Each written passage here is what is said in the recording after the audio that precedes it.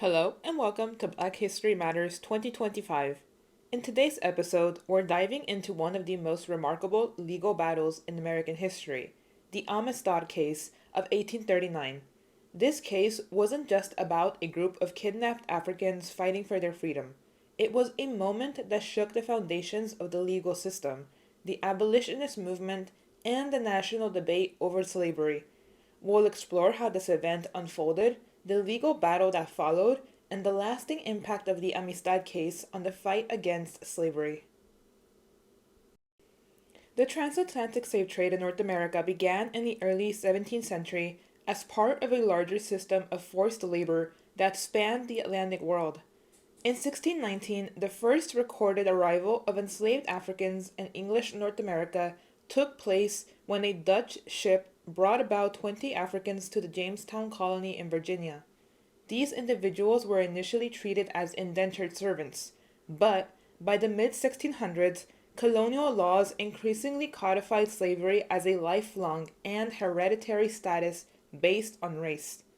The demand for enslaved labor grew as European settlers expanded their plantations, particularly in the tobacco, sugar, and cotton industries.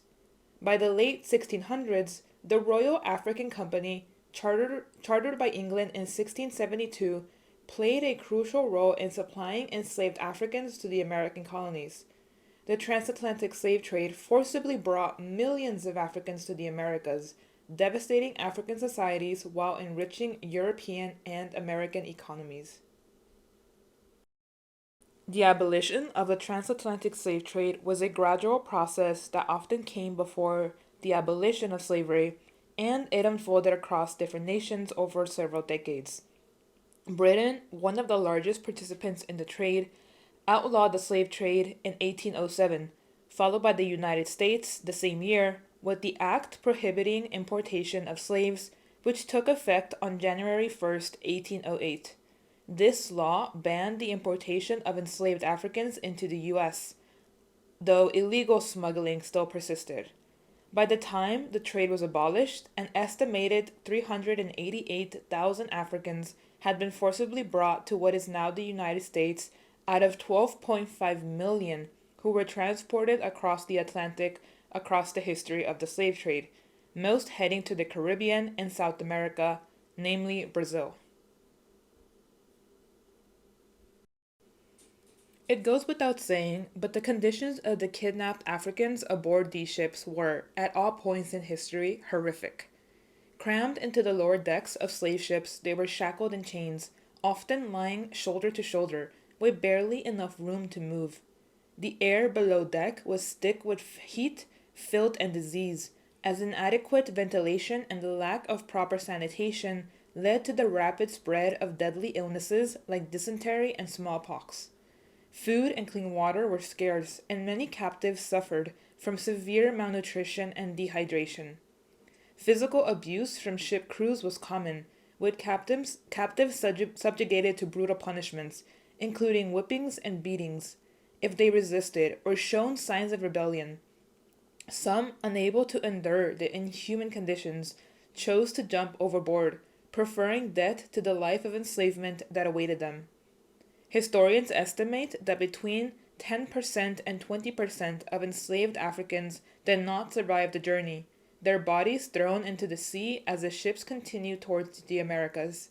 Yet, around 12 million enslaved people were forced to make this terrible journey.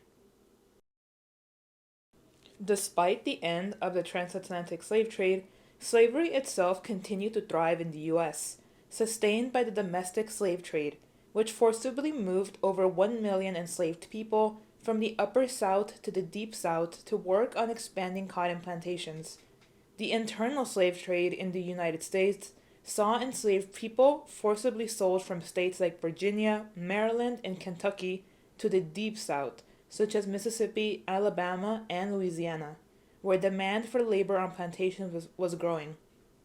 Faced with the threat of being sold away from their families to endure even harsher conditions, many enslaved people in the Upper South attempted to escape, as remaining closer to free states like Pennsylvania and Ohio increased their chances of successfully reaching freedom, than being moved to the Deep South, where escape would become more difficult and labor conditions more strenuous. The demand for enslaved labor remained high even after the banning of the importation of Africans, and therefore the institution of slavery persisted until it was finally abolished by the 13th Amendment in 1865 after the Civil War, and after much pressure from individual abolitionists and their collective struggles via organizations and newspapers, as we have covered in previous videos of this series. Since the Amistad Case is a story that touches on the histories of multiple countries, including the United States, Cuba, and Spain, some historical background on the histories of Cuba and Spain in relation to the slave trade is also needed. Spain was a dominant force in the transatlantic slave trade, playing a key role in supplying enslaved Africans to its vast empire in the Americas. Beginning in the early 16th century, Spain relied on asientos, contracts granted to other European nations, such as Portugal, Britain, and Netherlands, to transport enslaved Africans to Spanish colonies. However, by the 18th century, Spain took a more direct role in the trade, particularly as demand for enslaved labor in Cuba skyrocketed. Cuba had a thriving sugarcane industry that made the Spanish wealthy. While Spain formally abolished the transatlantic slave trade in 1817 through a treaty with Britain, enforcement was weak, and illegal shipments of enslaved people to the Spanish colonies, particularly Cuba, continued well into the mid-19th century. Despite growing international pressure, Spain did not fully enforce its ban on the trade until 1860, decades after other nations had taken stronger measures to end their participation in the transatlantic slave trade. Cuba was a Spanish colony from 1492 to 1898, and for much of its colonial history, it was a key hub in the transatlantic slave trade. By the 19th century, Cuba's economy was heavily reliant on enslaved labor, particularly in the sugar and tobacco industries, making it one of the last strongholds of slavery in the Americas. Even after Spain agreed to end the slave trade, Cuba remained a center for illegal smuggling operations, with thousands of Africans still being brought to the island through illicit means. The persistence of slavery in Cuba was due in part to the colony's economic importance to Spain, as Cuban plantations generated enormous wealth for the Spanish elite. Slavery was not officially abolished in Cuba until 1886, decades after Spain itself had outlawed the practice in other parts of its empire. This colonial context is crucial to understanding the Amistad Case, as the enslaved Africans aboard the ship had been illegally trafficked to Cuba, where they were then sold and transported in direct violation of international treaties banning the trade. Our last stop in the story, where it actually begins to unfold, is New York. By 1839, New York was a crucial hub of abolitionist activity. The state had abolished slavery in 1827, and many activists were working to protect fugitive enslaved people and challenge slavery's expansion across the country. To learn more about this abolitionist network and the work the abolitionists were doing, feel free to check out our previous videos that explore these topics more in depth. Against this backdrop, a group of Africans who had been kidnapped from their homeland and illegally sold into slavery found themselves at the center of a dramatic legal and political struggle. The events of the Amistad Case began in July 1839, when a group of Mende people from present-day Sierra Leone were illegally taken, placed on a slave ship by the Spanish, and transported to Cuba, where they were then to be sold as slaves. After arriving in Cuba and being given Spanish names, the Mende people were placed on the Spanish schooner La Amistad, which means friendship in Spanish, bound for another Cuban port that would then serve as a central hub for smuggling them and other Africans into the greater Americas. From Cuba, it would be easier to sell and transport the enslaved Africans to other places in South America and other parts of the Caribbean. However, during the journey, Sengue Pie, also known as Joseph Cinque, and others led a revolt, killing the captain and taking control of the ship. Joseph Cinque's name was given to him by the Cubans. It is a name that is Spanish and not his original name. Historical records indicate that 53 African captives were on the Amistad when the ship set sail from Havana, Cuba in 1839. The group included 49 men and 4 children, including a young girl. After being purchased by Spanish trader José Ruiz and Pedro Montes, they were being transported to another part of Cuba when they revolted and seized control of the ship. The Mende people attempted to sail back to Africa, but were tricked by surviving crew members who secretly navigated the ship northward. After weeks at sea, the Amistad was intercepted near Long Island, New York, by the U.S. Navy. The Africans were taken into custody, setting off an international and legal battle that would test America's commitment to justice and human rights. This event is important for multiple reasons. Not only was it an open act of rebellion by enslaved people, a successful mutiny no less, but it also occurred at a time when the United States was deeply divided over slavery. The case quickly gained national attention, with Southern politicians calling for the Africans to be returned to Cuba, while abolitionists rallied to support them.